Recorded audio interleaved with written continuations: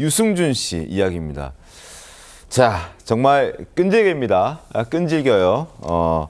가수 유승준 씨가 한국에 들어오지 못한 게 벌써 23년째가 됐는데요. 한국을 가겠다는 의지를 갖고 지금 벌써 미 대사관과의 어떤 그 법적 다툼에서 영사와의 법적 다툼에서 3번의 행정소송을 제기했고 얼마 전에 3번째까지 승소했다라는 소식이 전해졌습니다. 안지용 기자님, 유승준 씨 이런 측면에서는 정말 끈질기네요. 일단 한국에 들어오겠다는 의지가 굉장히 강한 편이고요. 네. 병역 기피 문제 때문에 한국 땅을 받지 못한 지 벌써 약 23년이 되고 있습니다. 네. 이와 관련해서 법원에서 의미 있는 판단을 또 내린 건데 이 한국 입국 비자 발급을 거부한 처분을 취소해야 한다는 거죠. 그럼 왜 법원은 이런 판단을 내렸을지 그 내용을 들여다보면은 일단 38세가 넘었다면 대한민국의 안전보장, 질서유지, 공공복리, 외교관계 이런 부분에 있어서 이익을 해칠 우려가 있는 게 아니라면은 체류 자격을 부여해야 된다는 거죠. 그렇게 놓고 봤을 때 네. 행정청에서 이를 이유로 해서 체류 자격을 무기한 박탈 수 있는 재량까지 부여하지 않았다. 즉 이미 앞서 법원에서도 유승준 씨가 들어와도 된다는 판결을 내렸는데 이거를 행정청에서 무기한 들어올 수 없게 임의로 막는 것은 법적으로 문제가 있다는 판단을 내놓은 겁니다. 그렇군요. 자, 유승준 씨 최근에는 또 4년 만에 유튜브 활동도 재개했는데 여전히 잘 살고 있는 모습을 보여주고 있었습니다. 뼈 있는 농담을 또 해서 구설에 오르기도 했는데 어떤 농담을 했는지 한번 들어보시죠. Can't do this. Oh. My God, you don't know me. So how can you let others know about you? Who are you to judge me right now? Huh? Do you keep all your promises? Oh, you started with nothing and ended up here. Looking back, I wonder what I've lost so much. Just holding on until now is a miracle. 자, 안지영 기자님, 스티브 유가 너네는 약속을 그렇게 잘 지키고 사느냐라고 얘기를 했습니다. 이거 어떤 의미입니까?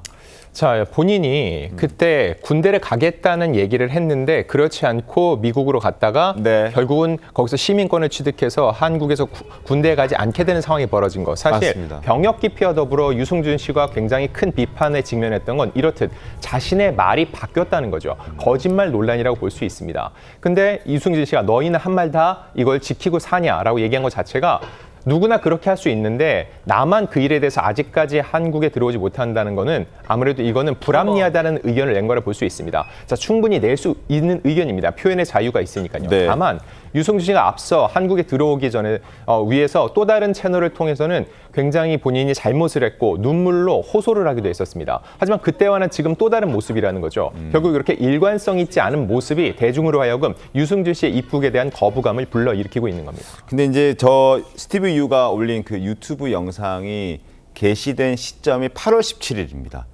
8.15 때 뭐가 있었죠? 8.15 광복절 특사가 있었잖아요.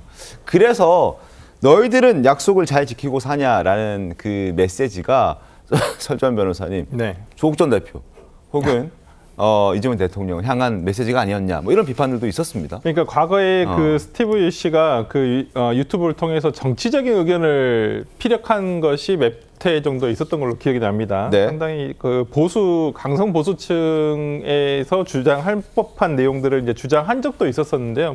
최근에는 어떤 정치적인 의견을 표명한 것 같지는 않습니다만은 꼭 이런 약속 조국 전 대표라든지 이런 분들이 떠오르는 건 사실입니다만은 꼭 어떤 특정하지는 않았다는 부분에서 꼭 그렇게까지 해석하기는 좀 어렵진 않겠냐라는 생각이 듭니다만은 어쨌든 스티브 유 씨가 이제는 대한민국에 들어올 수는 있게 됐으니까요. 들어와서 또 어떤 행보를 보일까? 이제 그게 더 궁금해집니다. 이제는.